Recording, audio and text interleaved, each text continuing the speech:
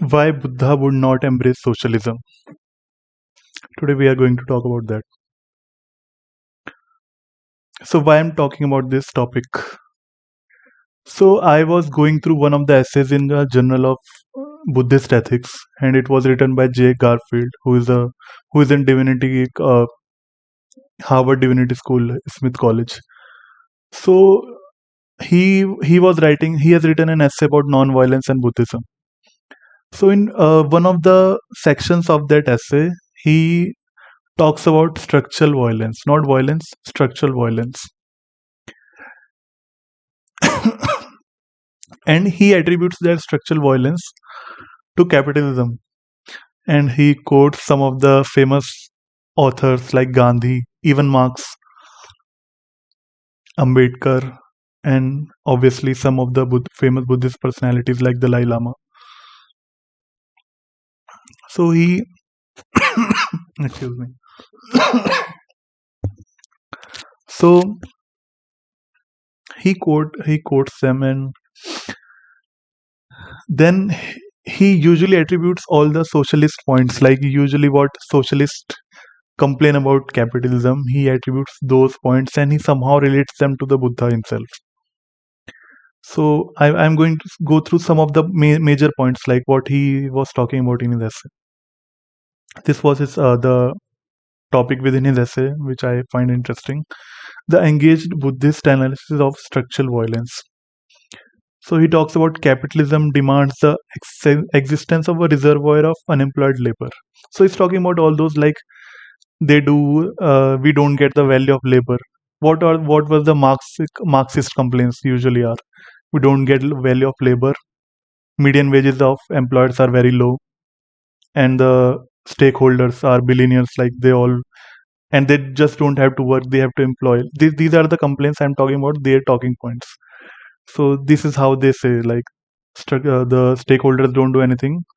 The workers all do all the thing, and that's why it is a structural violence. This is the structural violence, and there are some people who are billionaires. Some are subsisting on meager wages and not even getting food or water properly. That's why there is a structural violence in this world. So this is his contentions. Like, and I am not quoting directly, but these are some of the things I found. I could I extracted from that essay. So I've just written in my own words what he was talking about. So he was saying that uncontrolled capitalism inherently perpetuates structural violence through extreme wealth disparity, wage suppression via unemployment, and environmental destruction. Okay. Another was, like, he talked about how the Dalai Lama advocates a collective spiritual revolution to transform society, economic, and social structures, particularly consumer capitalism. And he also criticizes obsession with economic growth. Then they talked about growing wealth gaps, tolerance of famine amidst global abundance. There are some countries which are going through famine, and others have abundance, literally. And then he obviously quotes Gandhi and all. So what is the then? Obviously, people will ask, like, what is the problem? Like, everything is saying is correct. So what are the problems? Like, why would Buddha find this not? Why would Buddha disagree with this? Like, obviously, these are normal problems. Obviously, Buddha would agree to this. But these are all the talking points which usually hear in socialist circles or communist circles, Marxist circles, uh, and there is a growing tendency amongst the academia. Literally, all of the academia, even economists, who should be the first one to stay away from Karl Marx, every one of the academicians, whether they are in science department or even social sciences, they usually associate themselves with socialism or Marxism.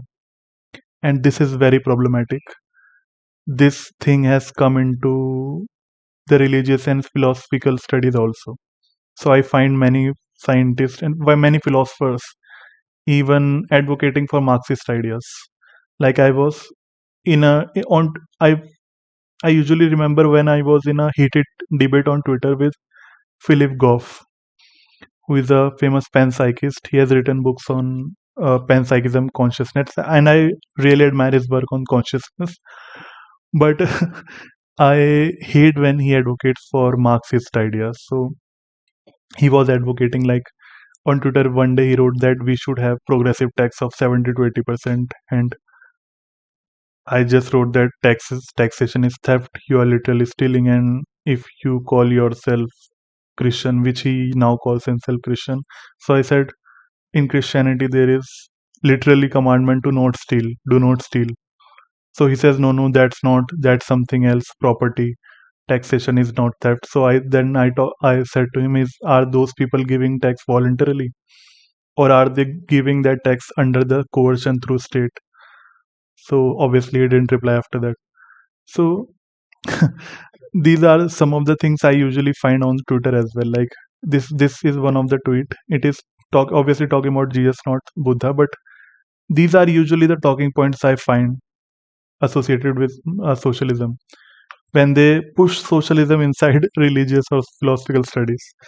So like this guy is talking about when Jesus talks about feeding the poor, it's Christianity. But when a politician talks about feeding the poor, it's socialism. So this guy is basically saying that when Jesus says it's socialism, but when a Jesus says it's Christianity, but when politicians say it's socialism. So why this differentiation? So he obviously doesn't understand that when politicians says to feed the poor, he's not giving his own money. He's taking money under taxation through involuntary taking, which is literally theft. Involuntary taking money from other people who have earned it through their hard work. Not everyone in this economy is a mafia. Every 99% of the people are working day and night to earn money, and they have to involuntarily pay tax, and that tax goes through politicians and he distributes it. So you might say, but that, yeah, that distribution is for good purposes and they are feeding the poor, but it is involuntary taking. That is literally the definition of theft. So when Jesus says you feed the poor, he's talking about your own money. When Buddha says feed the poor, he's talking about giving your own money. But when a politician says, he's talking about I will take things from others involuntary through coercion under the monopoly of state, under the violence of state, which has the monopoly on violence, and I will extract those resources from the productive population of the country and redistribute them. So that's theft, that's coercion, that's not voluntary giving, that's not generosity. You are basically forcing others to pay for yourself. So when I saw this tweet, I also looked at the comments, and people were just saying what I am saying. Like, the first comment reads that when Jesus speaks of feeding the poor, it's about giving of yourself. When politicians speaks about feeding the poor, it's about taking from others. And all those comments were literally saying what I understood. But I understood these things. But this is the problem with philosophers. They don't understand these things. And they confuse voluntary giving and taxation like they are similar things, which they are not. I remember one time when I even had a debate with a Christian. I usually find myself in debates with Christian even though I'm a Buddhist myself. So one of the debates he said that Jesus was a socialist. I said no, Jesus wasn't a socialist. So they said why? Like, he talked about feeding the poor. He said the same argument, and I said, but he also said that you should not steal, and that literally means own a property. But if, literally means private property. You should not take what is not voluntarily given. Stealing is literally, taxation is literally stealing, giving to all. So he said no, socialism is, Jesus was socialist, this is not how you should see property and all. So I said, okay, let's give me another example why you think he was socialist. He said to me that you remember the uh, he talked to me about that there was one parable of laborers in the vineyard in the Bible itself. So in that there is he said that it is it is how it goes. Like some people, a landowner hires laborers throughout the day, and most some they pay the same wages to all the laborers, whether they recently join 1 hour earlier or whether they have been working from the whole day. So then laborers complain like some of us joined just for 1 hour and you are giving them the same wages as those given to them those who have been working for whole day. So like those who are those who have just worked for 1 hour, you are giving them the same wages as those who have worked whole day. So what is this? So that socialist friend talked to me like it is literally an example of universal wage. So Jesus is supporting universal uh, income. So yeah, because universal basic income, he just said that is an example of universal basic income. I said no, it is not an example of universal basic income. It is literally an example of legitimate contract where workers agreed to be paid for to work for what they in advance what they would work and how much they would be paid, and that that just what voluntary contract does. There was a voluntary contract. The landowner did a contract with the laborer that I would pay you this for this amount of work, and he agreed. And then they did the work, and that was the contracts. First one signed the contract for working whole day for that amount, and the second one signed a contract for working just 1 hour for that contract. So they was just example of legitimate contract. It was nothing to do with universal basic income. So he obviously got offended with that, and then he left. So how some of the this is how I usually find myself in debates with so-called socialists who also consider them religious, but doesn't usually understand what are the real ethics and philosophies behind socialism and how it works. Because it is easy to find yourself uh, advocating for socialist policies without knowing what are the actual consequences, how it works in real life, what is the history of communism and socialism and Marxism, what are the countries that are associated with it, what are the freedoms in those countries, what are their histories, and why do people always want to leave socialist countries and they want to come in capitalist country? Why, if it is so good, when the wall between East Germany and West Germany was broken, which side went to which side? Did the socialist went to did the capitalist went to socialist Germany, or the socialist Germany or communist Germany went to the capitalist Germany? So you can see the history yourself. What is the history of socialism?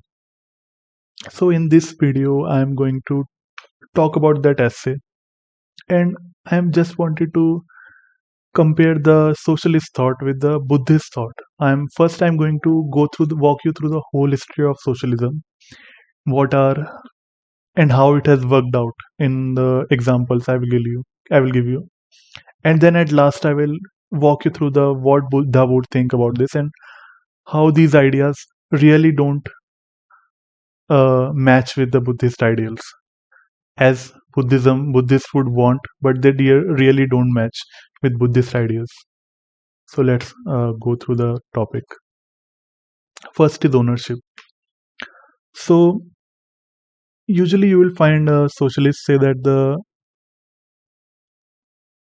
they usually have a problem with word ownership because they usually want to abolish ownership. They don't want to have any private property. But what is the origin of ownership? How do you find something to be? How do you find owning something? How do you find ownership of goods? So my theory is that ownership begins with the occupation of ownerless goods. First, they are ownerless goods, and then it is followed by voluntary transfer. I find something in the cave or in the forest. It was ownerless thing. I take it. That thing now has an owner, which is me, and then it goes through voluntary transfer. I give it to someone else, or it goes through involuntary loss, which is someone steals it from me. So usually what we find in this world, that all ownership usually traces back to appropriation, which is I find something, or violence, which is somebody takes it from me. However, this does not, all these things does not justify abolishing ownership. It is a historical fact. It is not a moral or practical argument for change. So if I say that his ancestors did this, so now I should kill him and take all his property. That is not how it goes. Ownership traces back to appropriation and violence. Yes, everybody agrees to that. But that does not justify abolishing ownership, because it is a historical fact. It is not a moral or practical argument for change. So, how does that law account in this ownership argument? So, natural ownership exists without social recognition and is vulnerable to stronger forces, like leading to war or fall against all. If there is no law, everyone will fight for every resource. So, what will law do? Law will emerge as an end to this conflict by recognizing and protecting existing property relations and transforming violence into stable legal order. So when there is no law, everybody will fight and to get all the property. But law, what is the job of law? Law emerges as a resolution for conflict. It ends the conflict and recognizes the existing property. It doesn't uh, go into that justice of who requires how much. It just stabilizes and it recognizes the existing property. And law protects both honest and dishonest possessions to maintain stability and prioritizing peace over moral judgments. So that's how law works. It does not go into moral judgments. It just protects the honest and dishonest possessions both.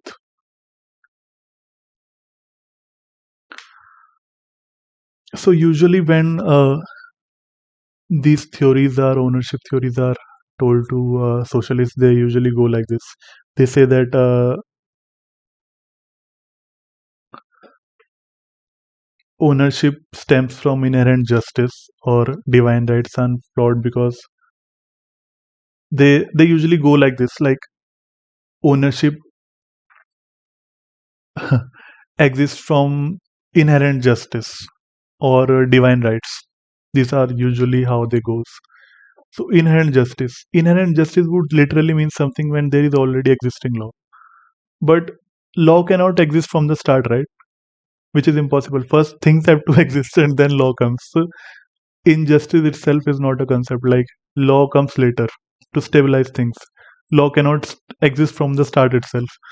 So law function is to secure peace by protecting existing rights. It doesn't go into the abstract notions of justice, like who deserves what and how much. So law comes later. After that law has come, then you can go through. Then someone who is breaking the law, you can complain to the police and all those who are responsible for catching those and protecting your property. But before that law has come, you cannot go into the injustice and moral justifications of how much or who deserves whom, how uh, abstract notions of these justice. So the there is an evolution of law. The idea of law evolves slowly, overcoming a principle of violence, like I said. And even what we find is that liberalism, which is, I usually say that as an example of capitalism, systemizes the idea of peaceful cooperation through private property and division of labor, fostering urban economies and wealth creation. So, what the law does is it helps in the peaceful cooperation, because every time we cannot go through the abstract notion of justice, like I should have got this much, I should have been a billionaire son, why this billionaire son is getting so much, I should first focus my energy on taking everything from him. This is how not how law works. Everyone has something better than you. Some people even have things less than you. Why shouldn't they, those who have less than you, should take away your property? just to equalize everything? Why is only you allowed to take from those above you? Why aren't those below you allowed to take things from you?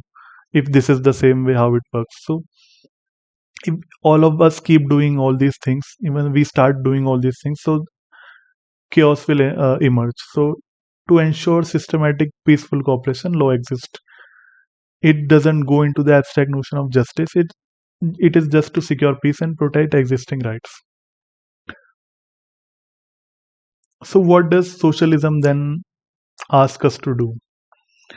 Socialism seeks to transfer ownership from the means of production from private individuals to the state, which would then control and direct all material factors of production. The transfer does not require adherence to traditional legal formalities or property transfer. Ownership is defined as power to dispose of resources, and socialism achieves this through gradual limitations on private owners' right or outright transfer to the state. They can literally seize your property or seize your companies in socialism because they don't believe in private property. They don't believe in private ownership. And socialists are doing it themselves. They are using state as their agency. They are asking state, government to do all the dirty work for them. They aren't doing it themselves. So usually my question to all the so-called socialist, communist, Marxist is that can you really get anything for free? Can we really get anything for free? They usually talk about free healthcare, free buses, free public schools, free higher education. But is it really free? Who pays for all these things?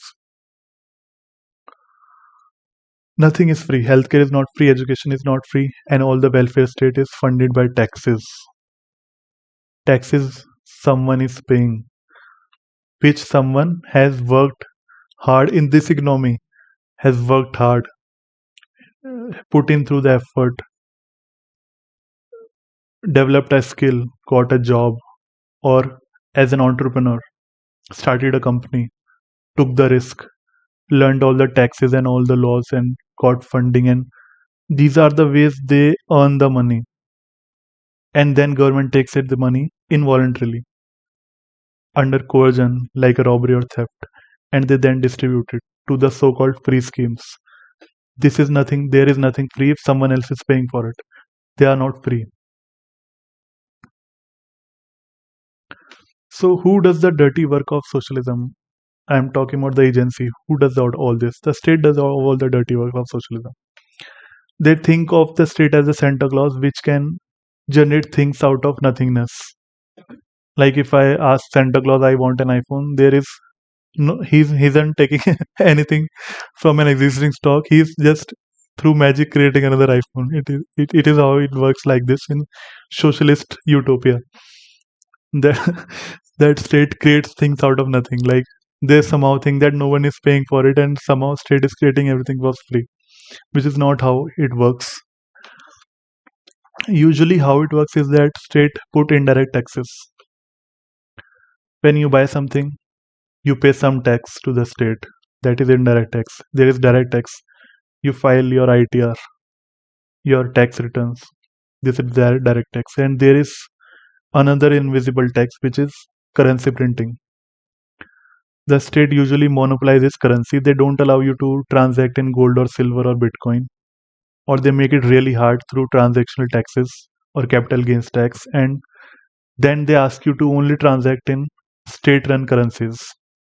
What are those state run currencies? Those are just paper notes backed by nothing, which the any of the central bank can just print any amount, or the banks can just put in the numbers in their banks, and it can just devalue your savings.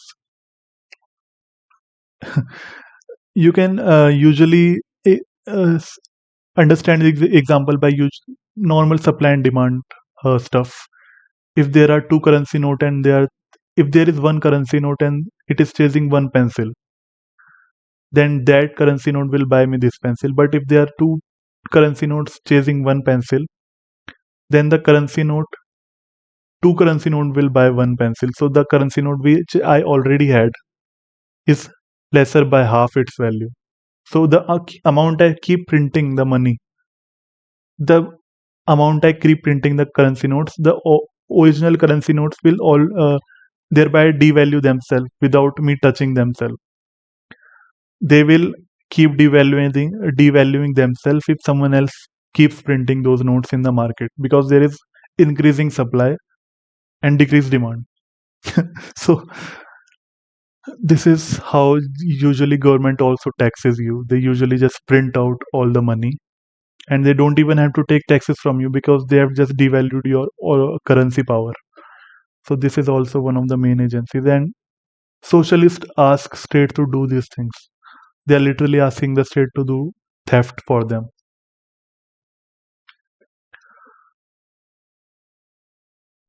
So what is the how I define the state myself? Usually, people who socialist or the people or any normal, it is not related to socialist even. Like normal people have a very different concept of state like I have. I read a book by the uh, author or Austrian economist, very famous, Anatomy of the State, and he defines a state very well. Like it was all about like what defines state. So he goes like this. He says that state is not the we are not the government. State is something else. It exists independently of us. State does not embody voluntary cooperation or the collective good, but is a separate entity that imposes its will through coercion, not consent. And even in democracies, the state cannot truly represent everyone, and majority rule does not justify actions like taxation or conscription, which Rothbard equates to theft and forced servitude. So, so what is state actually? It is an organization of political means, which is coercion, and it is the only organization in the country which maintains a monopoly on force and extract its revenue via taxation and not voluntarily exchange. It is the only organization that has the monopoly on force, and it is the only organization that extract revenue via taxation and not via voluntary exchange. Such a good definition. And it is a born from conquest, not social contract. Like it is usually we usually find ourselves that yeah, constitution bought this. Our forefathers wrote a constitution and then it bought this. But you will usually, if you go back to the history, you will see that there was just a transfer of power from one to another. But how did that previous person attain that power? It was through conquest. So there is usually it is born out of conquest, not social contract. And speaking of social contract, can people in the 20th century or 19th century define how I live? I didn't sign any social contract. If someone in the 20th century sign a social contract and call it constitution, should that apply to me regardless of my own opinion? And how is this contract if I don't have an option to not to choose it? So it is also a stupid term or social contract, which I also find amusing. But yeah, nonetheless, nowadays it is called constitution. So are there different forms of socialism, or are they just all completely different? Because when I refer some people as communist, they usually refer themselves as socialist. And when I refer some socialists as communist or some communists as socialists, they usually take offense to that and they call themselves communist. Some even call themselves nationalist, and some other accuse others of fascist. So there are all these terms, different types of terms thrown around: socialism, communism, fascism, nationalism. What are all these things? All those people who are following them, they might consider them different, but as an person who loves individual and free market, they're all the same. They are just different forms of collectivism, as Ayn Rand called them, because they interfere with the individual. They interfere with the individual rights. they interfere with the free market rights, they interfere with the capitalism. So they are all just different flavors of socialism, and whatever they might call them, they are just different forms of socialism. So what are the problems in socialism, right? One of the easiest thing to cover, like it has inherently economically disastrous fundamental flaws. And it has nothing to do with leadership or what type of leader you are electing. Like, it doesn't have to be a poor implementation of, it wasn't socialism, it wasn't real socialism. No, anything, it has fundamental flaws. It has nothing to do with who was the leader or how was his implementation. The idea itself has fundamental flaws. And what are those fundamental flaws? We learn as we go through this video. Like, all forms of socialism has caused mass starvation, caused poverty, caused literally mass murders, like under Mao. Under Mao, both mass murders and starvation were literally a thing. Under Stalin, mass murders. In Cambodia, mass murders. Zimbabwe was turned into socialism, and Zimbabwe was a free country, and then it turned into socialism, and then it underwent ruin and poverty. So all these things happened under socialism. So main thing that I dislike about socialism. Let me remove myself from the photo. Let me put myself here. Yeah, right. So the main problem with socialism is as incentive problem. What is the incentive problem? Like, everyone is being paid equal, right? If we turn this any country into socialist utopia, if you turn United States into socialist utopia, imagine everybody getting paid the same, regardless of how much talent they have, what type of work they put in. Where just imagine how that system would work out. No one would have motivation to work hard.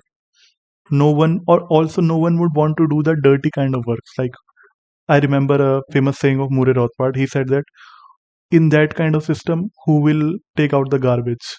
Because if everybody is being paid the same, obviously nobody would want to work things like that. And we already have an example of how that turned out when it was tried. Like in in Soviet Union, job abandonment was a crime.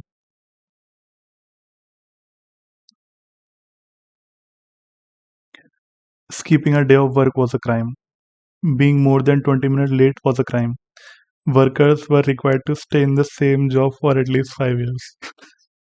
The search for a better paying job could be punished. 10 million workers were convicted for absenteeism and lateness and sent to jail for labor camps. This is how the socialist welfare state turns out. This is how Dalai Lama wants, and all the Buddhists want you to work in such requirement. So, socialist also, socialist also have a economic in a knowledge problem. So, what is this knowledge problem? It is basically the knowledge problem of central planning. You cannot centrally plan an economy like how the socialist and communist want to do. You cannot do that because there is dispersed knowledge everywhere. You cannot have a central planner knowing everything. Imagine, like, I've given an example on this slide. Economic success relies on dispersed specified knowledge of time and place. Pizza production involves countless special rules. No central planner can possess and process this knowledge, unlike spontaneous market coordination. Market price signals scarcity and demand, driving innovation. Socialist price control cause chaos. Like, let's imagine this with a thought experiment. Imagine you are in Soviet Union. You are a commissar or whatever they call themselves. You are one of their ministers. You are planning a railroad through a mountain. In through building that railroad would require digging the mountain and making a cave through which making a tunnel through which the train will pass. So how would you, as a central planner in a Soviet Union and a socialist economy, how would you calculate that thing? Because there are no prices. If everyone is getting paid equal, there are no prices because we don't live in a capitalist economy now. There is no prices. There is no everything is equal. So let's suppose you would want to make a decision like how much steel and how much engineers should I require. Remember, any decision which you make regarding engineers would take the more engineers from another of the projects that are working in another projects. Like some of the engineers might be working on a bridge, some might be working on building factories. How would you know which of that work requires more urgency for those engineers? Or suppose you want for the rail, you want rail tracks. How do you know how much steel do you require and from which places which require more than you? How would you know that? You would need to know the prices, right? Prices can only come in a free market. In a central planned economy, prices don't exist. Usually when they exist, they are usually taking that help or quoting that same price from those, like what happened in the Soviet Union. The prices they were doing was taking the prices what existed in free markets all across the world. So they were looking at those prices and they were putting those prices in their own countries. But independently, you cannot have prices system if there is no free market because knowledge is dispersed. What does prices reflect? Prices reflect the scarcity. It is you cannot survey every one of the population to determine how much and how what things do they require now or they would require in future and how much is needed and how much is not needed.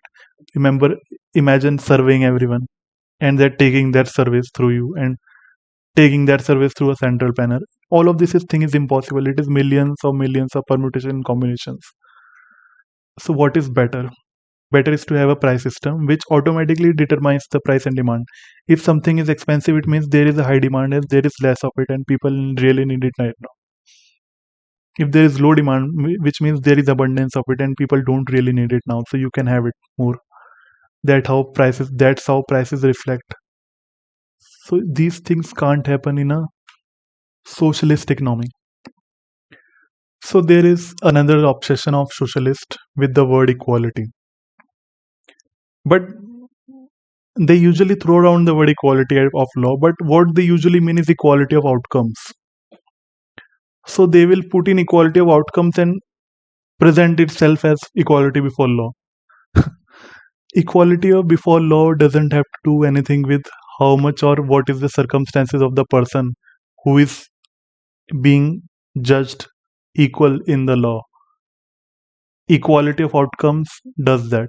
So equality of outcomes is inherently evil, discriminatory system that socialists uh, want us to have, and then they call it equality before law, which are totally different things. So in this slide also I have uh, written about that, and what they usually mean is equality is they want the material equality among everyone else. Like they should have everyone should have equal material equality. There should be no billionaires, there should be no poor person, everyone should have equal wealth in their utopia. So like I find one this interesting quote. Rabbi Daniel Lepin says that socialism uses state coercion to turn unique humans into uniform bricks, often requiring totalitarian control. Obviously, you will require totalitarian control to achieve this so-called equality. It ignores human natural diversity, it ignores abilities, it ignores interest, and it ignores preferences. How it ignores interest? Suppose someone chooses a philosophy degree and someone is doing very Someone is doing a STEM degree from MIT. Obviously, the person who is doing a STEM degree from MIT has better chances of earning more than someone doing gender studies. That is the preference, that is his ability. They themselves chose that field. Now, that doesn't mean that you would have to be paid equally for both of them.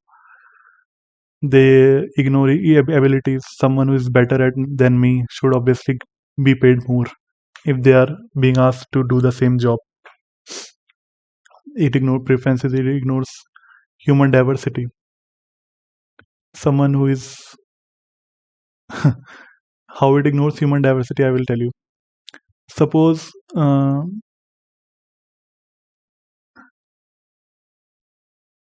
you tell the NBA that you have uh, most of the population of black, so we are putting in our additional requirement of putting in at least 50% of the teams of your NBA team should be white people, because it seems like it's discriminatory against white because only black people exist in NBA. Or you would say that most of the nurses in hospitals are women, so we would want them to be men because that seems discriminatory because the results are not equal. We know that there was equality of law, everyone got equal chance, but we didn't like the outcome, so we would want it to be turned out that way. It sounds stupid, right? But that's what they demand in other fields, right? They demand these in colleges, they demand these in jobs, diversity quotas. So, and even in equality, they demand in financial equality. They would want the rich to be taxed more, much, not the billionaires, the one who is earning more than you in salary. They would want him to be paying more than the person who is paying less, who is being receiving less salary. So they want high income earners to be to pay more tax to achieve that natural equality. So these kind of things socialists also advocate for, and they really don't think it through because they lack brain cells.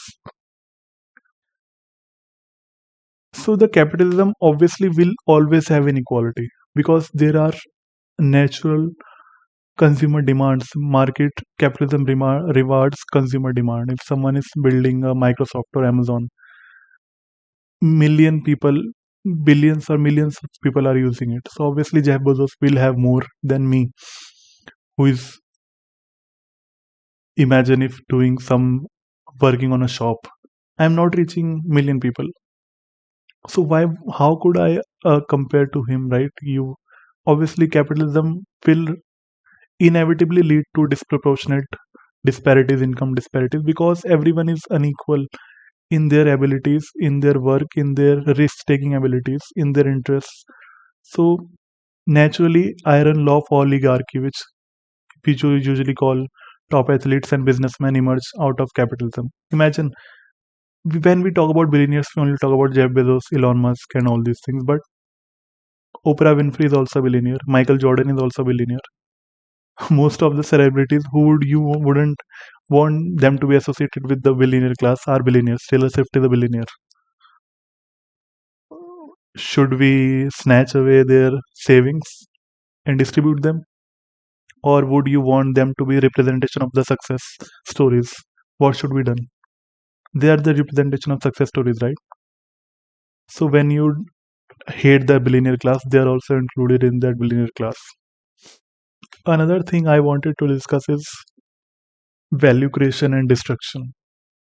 So usually, whenever socialists talk about uh, dividing wealth, they think that it is some just one pie, and we have to divide all from that pie. But capitalism doesn't work on pie distribution; they create the pie. If you originally started from 10,000, you would create the value of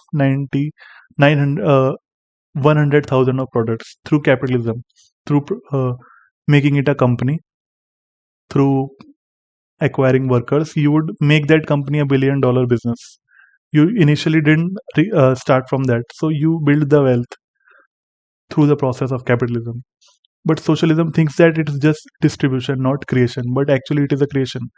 And in fact, what you get through socialism, which is state, state destroys the value because they use the taxes inefficiently. There is also failure in social health care. Socialist healthcare is portrayed falsely as free, but they are not free. Like I said, they are paid by taxes, and the price ceilings and all these cause shortages. Like if you put price ceiling on something, then everyone will. There is increased demand, but you are not increasing supply, so there is shortages. So these type of things happen. Like those supposedly called free healthcare countries have innumerable lines, waiting lists, even ranging from years. Like you would have to wait years just to get treatment, which you can get in any other country. It is free, but you have to wait years. Like people literally die by not receiving treatment in supposedly so-called free healthcare countries. Like I've given an examples also. In Britain, over 1 million people wait for hospital admissions. 20% of colon lung cancer cases become incurable due to delays. Canada, 876 wait for treatments. Average wait time for 8 weeks for specialists, 5 weeks for surgery. New Zealand, 90,000 wait daily. Even in US, which usually people say is a capitalist system, which is it is not. It is a mixed economy. It has the flavor of capitalism, but somehow the some of the socialism steeps through in the where kind of schemes government has. So Medicare and Medicaid is also partial socialism, which has caused shortages and delays and all these things.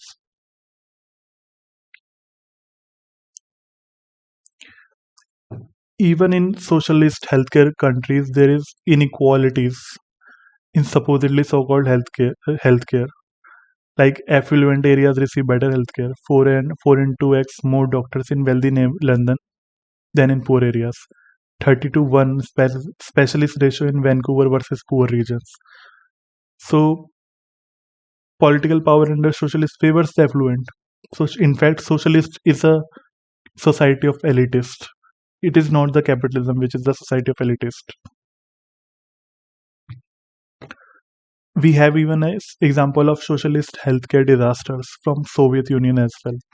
Like UV Maslev stated that Soviet hospitals were filthy, understaffed, and lacked basics. Example: hot water was in 57% of hospitals, and sewage was only in 36% of the rural facilities. Doctors were underpaid, one third of the bus drivers' wages. So these all the things happened in the socialist country, USSR also. They already had that experiment and they didn't like it. So people might ask, okay, if socialist care is so bad, why do American healthcare is so expensive? Like why does American healthcare is so expensive? It is because of the regulations. Regulations mandating coverage of uninsurable risks like lifestyle related health issues inflate insurance premiums by forcing insurers to pool heterogeneous risks, while medical cartels such as AMA restrict the supply of doctors through licensing, artificially raising service costs. So there is one side, AMA restricting the supply of doctors through licensing, and another is the regulation that is mandating coverage of uninsurable risk. Like so, people who shouldn't even be insured, they are being forced to be insured. So what will companies do? They will uh, put that loss and the cost of that loss on everyone else, which rises the eventual premium of healthcare insurance. Now, what happens? Suppose something is not owned by the private companies but by government, which usually happens in the cases of rivers and oceans or forest. Most of the forest is in most of the countries is government land. So when something is owned by government, it means nobody owns it because we have what we call tragedy of commons. Like no one is the true ownership. No one has the true ownership. Only officials has a temporary permission to do with resource whatever they have till the time they are the officials. but they can also not sell it or profit from that market's value. So they usually do what anyone would do if a thing is not owned by anyone. They pollute it, treat them as unknown resources. So anyone can dump waste in rivers without consequences, leading to corruption and pollution and all these things. So this is how they treat that, and it's not related to rivers and all. Any government property, you take the buildings also. Anything you will see a bureaucratic building. It will be not be up to the mark and not to the standard that a company takes care of. Like a company takes care of a building, because no one has an incentive to take. It is a tragedy of commons. I've seen in India too, like, and in many other countries, like those who live in government quarters, they don't usually even invest in the repair stuff in the own home they're living, because they see it as not their own property but as government property. So nobody owns that. So why would they invest in repairing their home, painting their home? They just live in that uh, stupid, ugly house, and they because they don't want to invest in some things like which they usually don't own. This is what happens when government owns property. So what is the solution? If rivers and lakes, suppose Lake Erie, were privately owned, owners would have direct economic incentive to preserve their purity and value. Owners could sue polluters for damaging their property, forcing them to pay damages and stop further pollution. Private property rights enable legal defense against aggression like dumping, ensuring accountability and environmental protection. So, if something is privately owned, it would even serve better for its environmental use than something which is government owned. Because government doesn't care about rivers and all these things, they would let it pollute because nobody owns it. Yeah, in the law it would say that government officers can prosecute you, but in reality they don't care because nobody owns the rivers and lakes, so-called lakes. So in effect, capitalism is better than socialism in dealing with environmental matters also. Now, minimum wage is very interesting topic. Uh, I see this word thrown around like why shouldn't the workers at the end of the why shouldn't a McDonald's worker who is serving you McDonald's burger, who's writing your order, why shouldn't he be paid the same as uh, why should he be paid less than minimum wage? Minimum wage is anything which is uh, decided by government, which is minimum to keep you to have to survive in this economy. But here's a I, here's a thing I don't like about minimum wage, and why it is just another one of those things which is like, if you are so stupid, if you don't even understand economics, you have zero knowledge of economics, you would really like the concept of minimum wage. But if you understand economics just a little bit, you would know that what is the problem with minimum wage. Suppose I start a company, I hire 20 people, and I want one of the I look at the experience, I look at their talent, I look at their skills, I look at their resume, and I hire 20 people. Then after some time, I want a position in which no experience is required, because it is typical something which I don't want to pay that kind of salary, because it is a work which doesn't even require that kind of skill. Like it is something like it is just you are standing on the assembly line and you are just putting things in boxes and taping those boxes. So when you have some of the jobs in which you cannot compete on skills, you cannot compete on experience, so you can only compete on how much less are you willing to take as a salary to get the job. So if someone is willing to work for me just to get experience on his resume or to show others that Yeah, he has worked on this company. Someone is a newbie, he's just a dropout, he's just out of college, he wants to work, he wants to gain some experience in any company. uh, he would want a job in which there is no salary, because that is how he gains the experience, that is how people hire him. Otherwise no one would hire him, because everyone wants experienced person, everyone. So but if he wants a job in which no experience is required, then he would obviously need to work for free for some months, or for a year, or even at lowest of low wages, just to gain experience, because he's not doing it for salary, he's doing it to gain experience.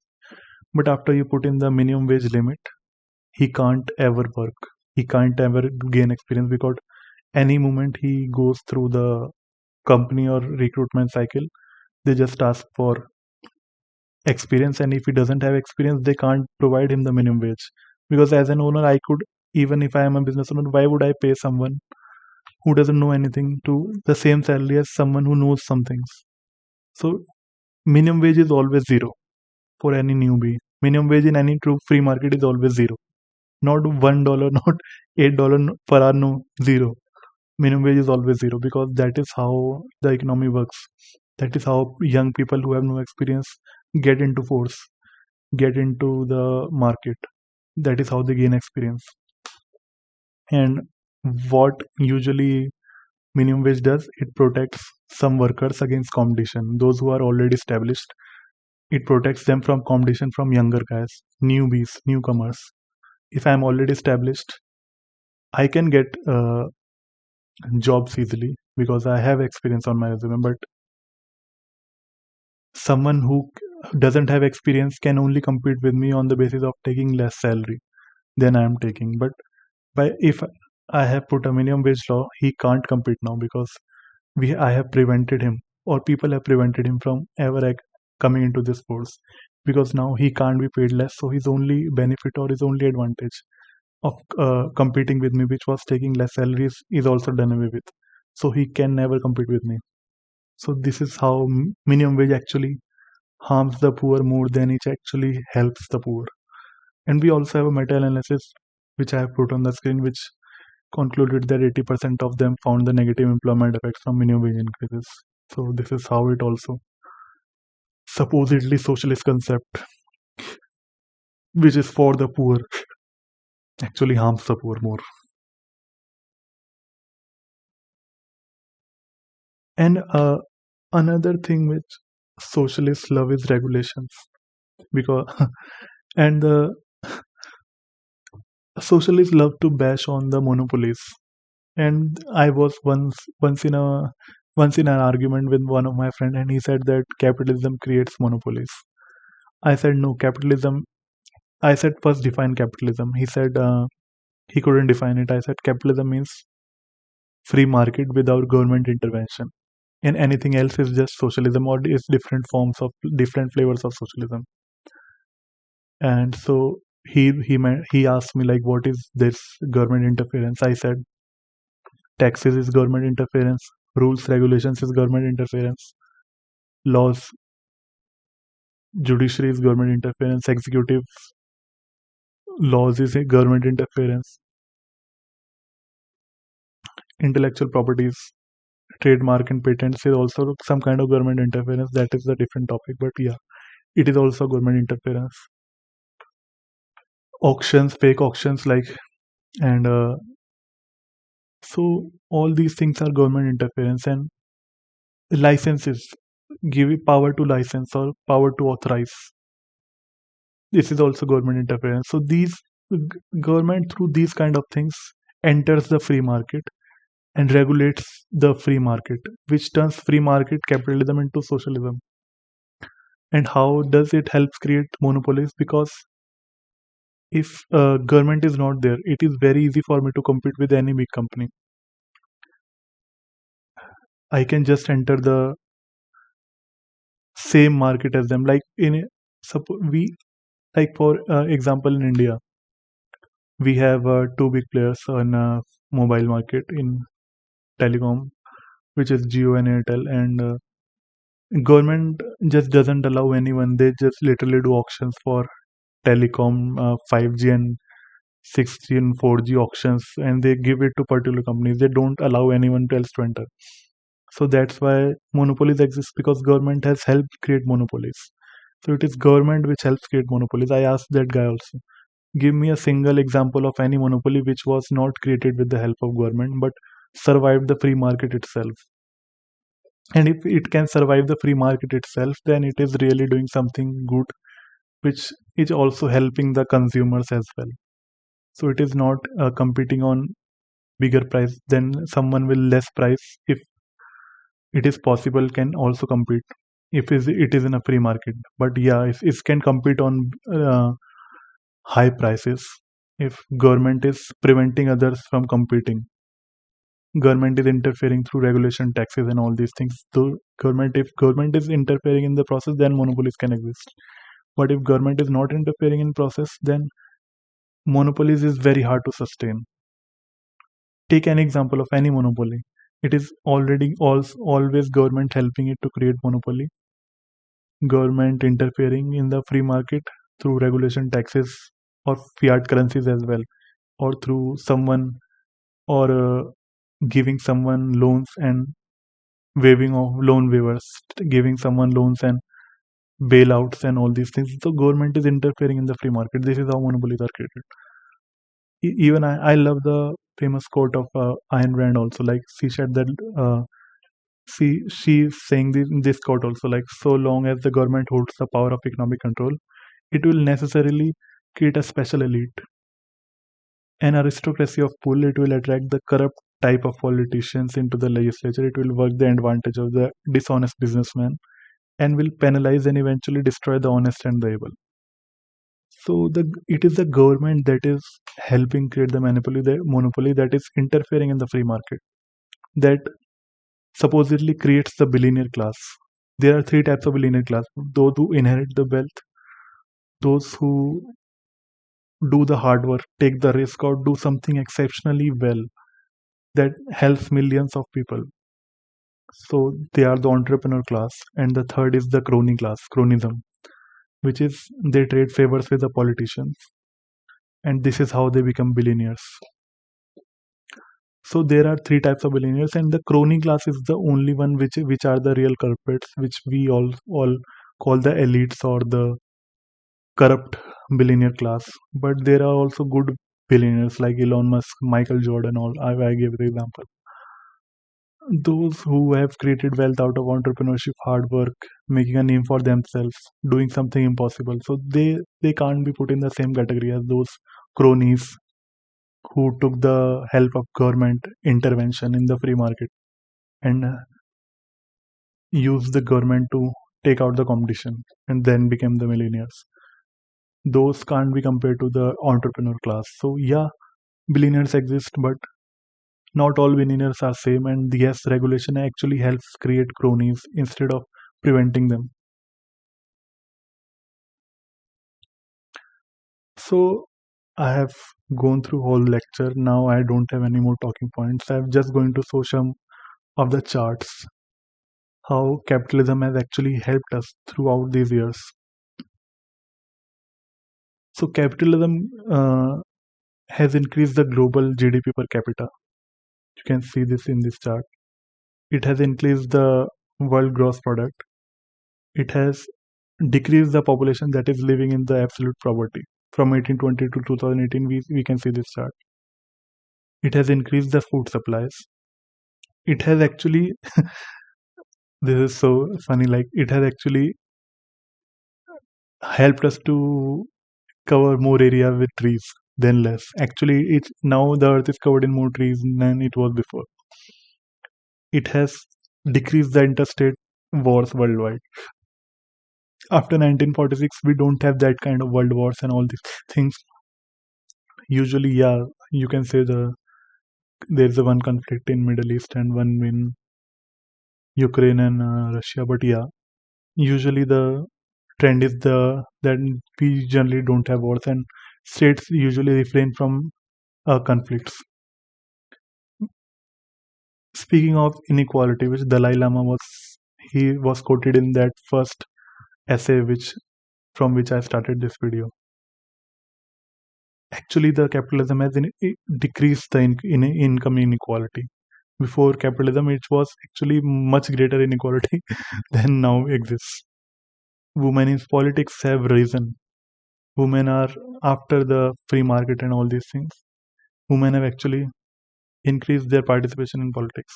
Births for women is decreased. So now we have less children because we have greater child expectancy. And we also have global literacy rates rising, global life expectancy rising. We have total countries with decriminalization homosexuality. Those countries which have decriminalized homosexuality have rising.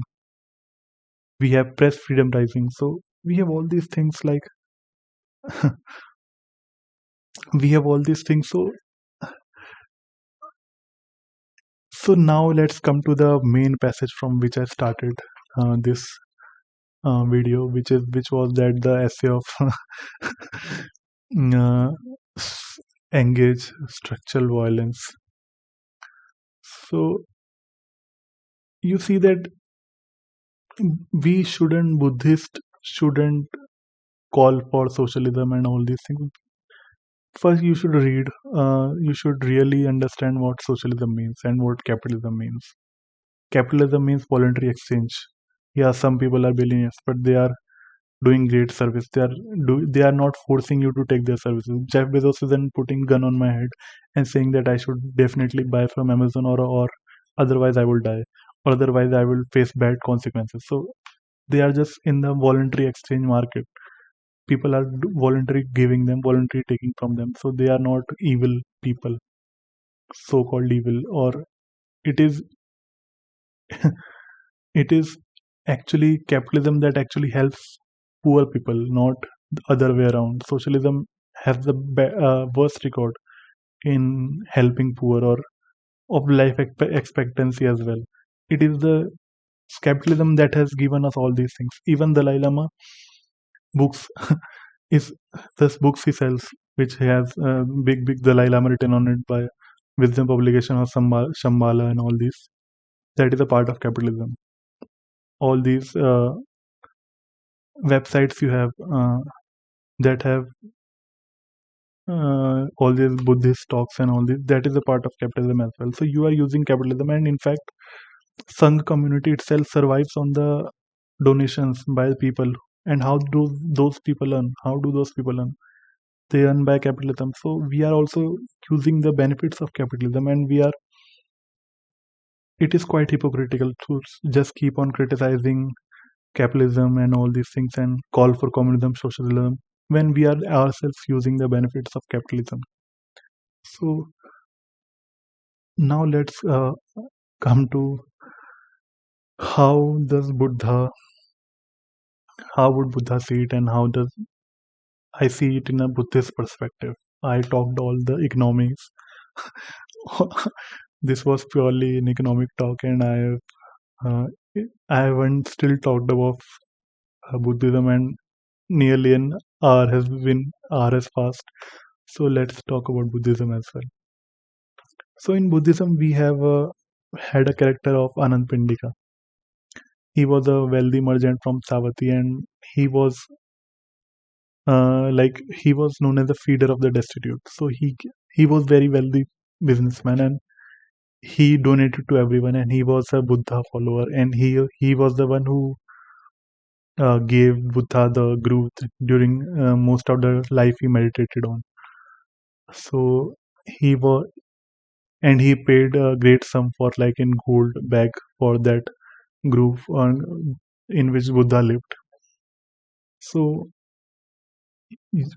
we don't usually hate the wealthy class, but I wanted to see like what is the perspective of money and wealth in Buddhism. Like how would Buddha see the wealth? So Buddha has a very nuanced view of Anandapindika, and let's talk about like in Buddhism, wealth is a tool. Wealth, when earned lawfully through effort, is a source of bliss, and if used on support oneself, family, friends, or the Sangha to perform meritorious deeds, then it is a great beneficial factor. Like And the Buddha even praised Anand Pindiga generosity, which aligns with the bliss of ownership, bliss of wealth. So Buddha doesn't do away with ownership. Like Buddha doesn't say you shouldn't own things. Yeah, he says, I will come to that. Why? What is the meaning of renunciation? Yeah, those renunciation type doesn't apply to lay people. He isn't talking like he says that you can give your own, you can renunciate your own wealth, but he doesn't say you should confiscate others' wealth and distribute it. So you shouldn't force others to do what you should do yourself. Yeah, you can do yourself. You should renunciate wealth. It is all material gains. You can do that, but it isn't same saying like it is a different thing than saying that we should force the state to confiscate wealth from wealthy class and give it to us or distribute it to everyone else. They are two completely different things. Buddha also talked like wealth must be acquired honestly without harming others. Buddha distinguishes between those who hoard ill-gotten gains, those who enjoy them selfishly, those who share them generously, with later being more commendable. Non-attachment. Wealth is impermanent, potentially dangerous. If one becomes attached to it, then it becomes a danger. So wealth is obviously hinders our path because it is attachment. And he basically said the same thing like we should donate the wealth, we should use it for good uses, and we should be careful that it is earned through right livelihood. What is right livelihood? A lay follower should not engage in five types of businesses. Which five? Business of weapons, business in human beings, business in meat, business in intoxicant, and business is poison. I don't think this list is exhaustive. I think we would have much more wrong livelihood in today's day and age. But if you are intelligent, you can figure out them yourself. Like you should know that this is not right livelihood. This is not the right way to earn wealth in Buddhism. So yes, renunciation and non-attachments towards wealth are important for the part, but they must come from within oneself. You cannot force others to renunciate their wealth, to distribute their wealth at gunpoint. You cannot ask the government to do it for themselves. Someone cannot ask the government to put a gun point on my head and ask me to donate my wealth. That is not donation. That is confiscation. That is robbery. If it is not my intention and if someone else forcing me to that, then it is not karma. It is not renunciation. And it is easy to be conspicuously compassionate if others are being forced to pay the cost, which we usually see with the socialist type. And generosity and compassion for poor must come from your own resources, not forcing others to distribute theirs wealth at a gunpoint and forcing them to donate. That is not the same as donating your own money. That yeah, I said that. Also, taxation is theft. Therefore, supporting welfare state funded by taxation is also going against second precept of Buddhism, which is abstaining from taking what is not given. So, if you support the welfare state, you actually are going against Buddha's second precept, which is precept against stealing. Because since welfare programs are funded by involuntarily taxes, which are taken by the productive class through threat of coercion, or by politicians printing money and debasing currency value by increasing supply. So supporting welfare state itself violates the second precept, which concludes that supporting socialism violates second precept of Buddhism. Socialism has also led to mass killings, like I quoted those under Mao and Stalin and in Cambodia, etc. Thus, supporting any form of socialism would also violate first precept, which is precept against taking life. So yes, supporting socialism are directly supporting it. But yeah, would a king who pays to get someone killed be excused if he doesn't do it directly? So agency matters. If you are supporting socialism, then agency matters. You are also supporting killing and going against the first precept. Socialism breaks family structure, thus forcing mothers to live single mother lifestyle. Thus, the support for it also violates third precept, as adultery and promiscuousness become prevalent. So, socialism is a movement born out of delusion, anger, resentment, arrogance, insolence, and envy, all of which are fetters to the path. So, these is all the things, like these are all the things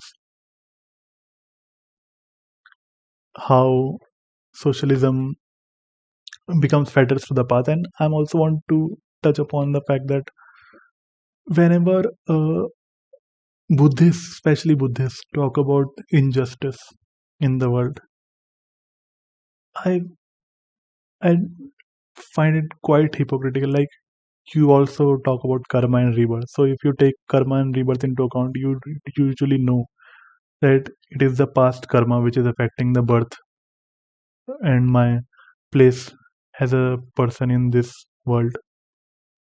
So if I'm born in a billionaire family, obviously I have some good karma from the past.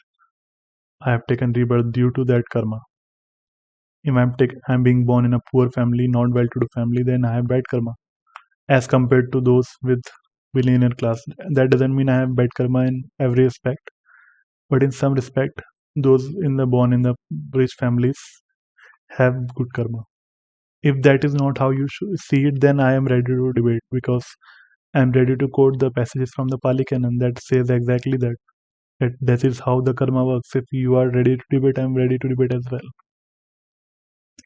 Those who support socialism, they don't take into account how they themselves benefit from capitalism.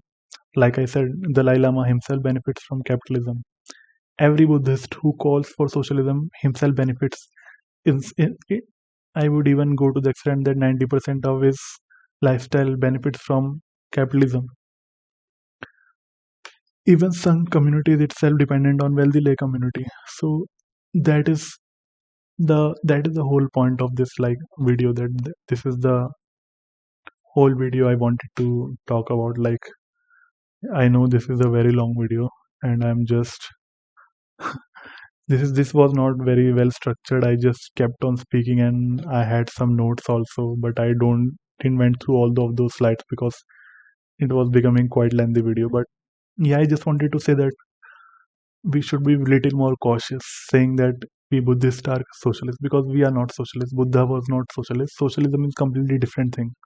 If you want to be compassionate, be compassionate with your own money, your own resources.